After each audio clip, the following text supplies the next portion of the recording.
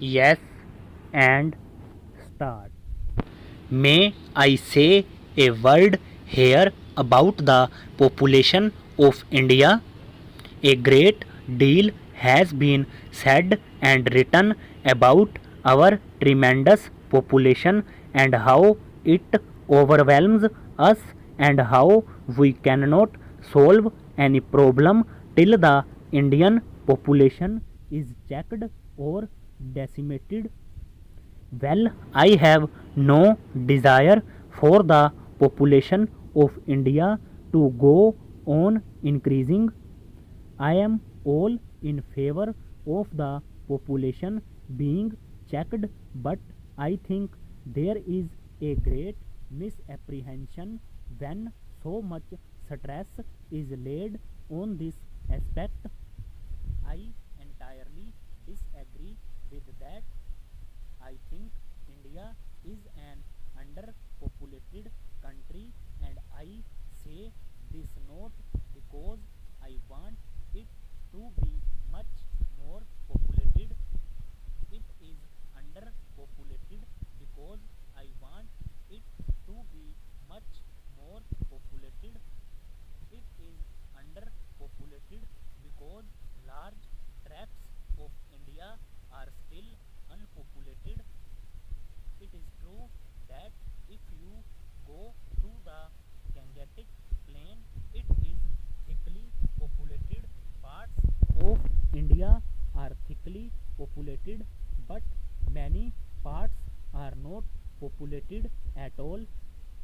A delegate to this conference told me last night that coming from Karachi to Delhi, Madras, and then to Otakamund, he was amazed to see the scarcity of population. Of course, he was traveling by plane. Nevertheless, the whole countryside appeared to him to be sparsely populated, and after all, it is possible to judge whether the country is heavily populated or not. That is a very correct impression because large tracts are not populated. We are overpopulated, if you like, because our productive capacity is low. If we increase our production, agricultural and other, and if the population is put to work for production, then we are not overpopulated. We have these big river valley schemes which, in association, irrigating land, preventing floods, soil erosion, and malaria, will produce a very great deal of hydroelectric power, and at the same time we will have industrial development. If you look at the map of India, you will see the noble range of the Himalayas from the north to the northeast. I do not think there is any part of the world similar in area which has so much concentrated power, latent potential power, if only it can be tapped and used. Well, we intend tapping and using it, but my point is that not only India but the whole of this Asian region is full of vast resources, human and material, and the question before us is how to hold them together and produce results. Apart from increasing production in this way, I think it is important for us to utilize our existing resources better. I do not think they are being utilized to the best advantage.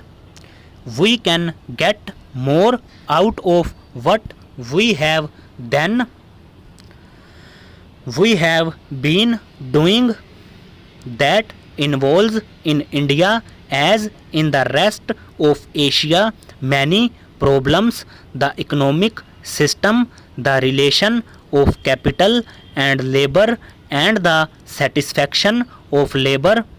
There is no doubt at all that in all or at any rate in most of these Asian countries there are long-standing social injustices, and naturally where there are these social injustices you will not get proper and satisfactory work, especially now when there is an acute sense of social wrong and social injustice. I have no doubt that in India our production has suffered because of this acute feeling of social injustice. An individual or a community may undertake to shoulder almost any burden.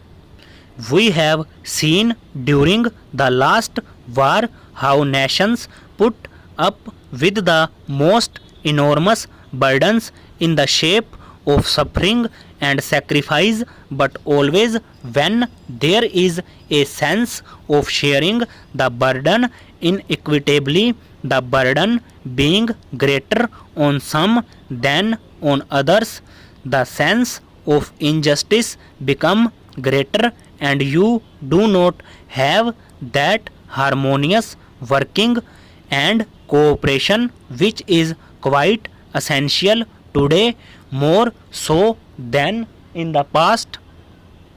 Therefore, this problem has to be viewed from the human point of view, quite apart from a purely economic point of view. If one does view it from the human point of view, if one tries to cooperate without entering into a long argument, I think one can go far in solving it and getting the measure of cooperation even among people who may hold different theories. So I would beg this commission to consider this problem from the human point of view of removing social injustices.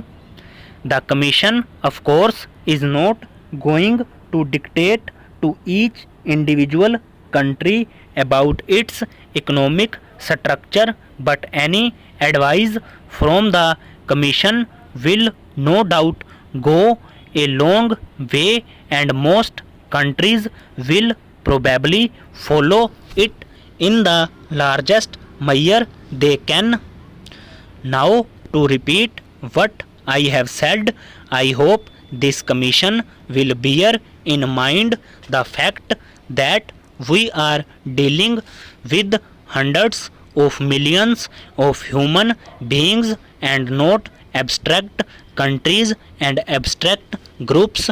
Each individual is a member of a family with children who are possibly starving, who have possibly had no education and no opportunity for growth and advancement.